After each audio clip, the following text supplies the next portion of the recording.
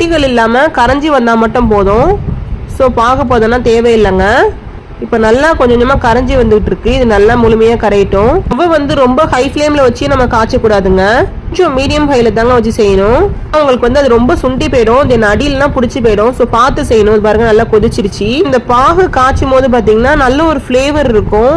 என்னன்னா அந்த ஸ்மெல் இருக்கு பாருங்க, ரொம்பவே நல்லா இருக்குங்க. ரொம்பவே ஈஸியான மெத்தட் தாங்க இந்த மெத்தட். நீங்க இந்த மெத்தடை மட்டும் ஃபாலோ பண்ணி செஞ்சீங்க வச்சுக்கோங்களேன், ரொம்ப பர்ஃபெக்டா வருங்க.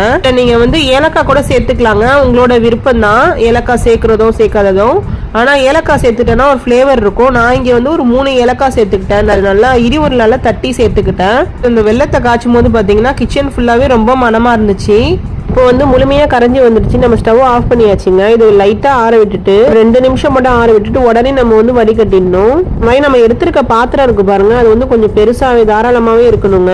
ஸோ அகண்ட பாத்திரமா, ஸோ அப்பதான் உங்களுக்கு செய்யறதுக்குமே ரொம்ப ஈஸியா இருக்கும். ஸோ அந்த மாதிரி அகண்ட பாத்திரமா இருக்கணும், அப்பதான் உங்களுக்கு அழகா வரும். நானுமே பாத்தீங்கன்னா நம்ம ஃப்ரெண்டு சொல்லி ஃபர்ஸ்ட் டைம் தான் நான் செய்யறேன். ஸோ இதுவே பாத்தீங்கன்னா எங்களுக்கு கரெக்டாவே வந்துருச்சு.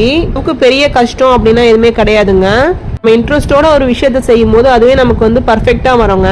பதட்டமா ஃபர்ஸ்ட் டைம் செய்யறோமே, ஸோ எப்படி வரும் தெரியலையேன்னு ஒரு படப்படப்போட செஞ்சு வச்சுக்கோங்களேன், உங்களுக்கு கரெக்டான பக்குவம் அப்படிங்கிறது உங்களுக்கு முழுமையா மாறி போயிடும். ஸோ உங்களுக்கு ரொம்ப டஃப் ஆயிடுற மாதிரி இருக்கும். நான் கொஞ்சம் கொஞ்சமா சேர்த்துக்கிறேன். உடனே நம்ம எடுத்தோடனே பாத்தீங்கன்னா முழுமையா சேர்த்து செய்ய முடியாது.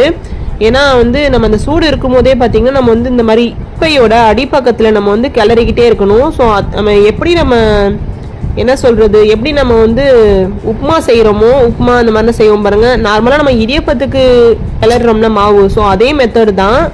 பட் இது ரொம்பவே சிம்பிளுங்க இந்த வடை. ஸோ அதை தாண்டி உங்களுக்கு ரொம்ப ஈஸியா இருக்கும். இந்த மாதிரி நம்ம கிளறிக்கிட்டே இருக்கணுங்க. உங்களுக்கு அந்த சைடில் பார்த்தீங்கன்னா அங்கங்கே ஒட்டி இருக்கு பாருங்க மாவு, அது எல்லாத்தையும் கொஞ்சம் கொஞ்சமா கிளறி விடணும். உங்களுக்கு பார்க்கும் போது தண்ணி மாதிரி இருக்கிற மாதிரி தெரியும். உங்களுக்கு எல்லாமே சேர்ந்து வரும்போது பார்த்தீங்கன்னா கரெக்டான கன்சிஸ்டன்சிக்கு வந்துடும். ஸோ பயப்படவே தேவையில்லைங்க. ஸ்டார்டிங்கில் நீங்கள் பிகினர்ஸாக இருந்தால் கூட ரொம்ப பர்ஃபெக்டாக செய்யலாங்க. நான் சொல்கிற மெத்தடை ஃபாலோ பண்ணி செய்யும் போது உங்கள் வீட்லேயே உங்களை எல்லாரும் பாராட்டுவாங்க. நல்லா கிளறி எடுத்துக்கணும், அங்கங்கே கைவிடாமல். இந்த மெத்தட்ல கிளறும் போது பாத்தீங்கன்னா உங்களுக்கு கரெக்டா வந்துடும். இதுக்கப்புறம் நம்ம எடுத்து வச்சு இந்த அரிசி பருப்பு இருக்கு பாருங்க, ஸோ அதையும் நம்ம சேர்த்துட்டு இந்த மாதிரி லைட்டா கிளறி விட்டுணும் ஒன்று சேர. அப்பதான் நம்ம சேர்த்திருக்க பாசி பருப்பு இருக்கு பாருங்க, ஸோ எல்லா பக்கமும் கலந்து வரும். இந்த மாதிரி லைட்டா கிளறி விட்டு இப்போ நம்ம முக்கியமான ஒரு ஸ்பெஷல் இன்கிரீடியன்ட் ஆட் பண்ண போறோம். ஸோ என்னன்னு பாத்தீங்கன்னா தேங்காய் தான்.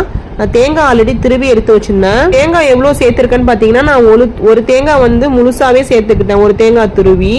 ஸோ இந்த மாதிரி தேங்காய் துருவி போட்டால் மட்டும்தான் பார்க்கறதுக்கும் ரொம்ப நல்லா இருக்கும். சாப்பிடும் போது பார்த்தீங்கன்னா வாயில கடிப்படும் போது ரொம்ப டேஸ்டா இருக்குங்க. அங்கங்க கருப்பா இருக்கும் பாருங்க, ஸோ அதெல்லாம் இருந்துச்சுன்னா எடுத்துருங்க.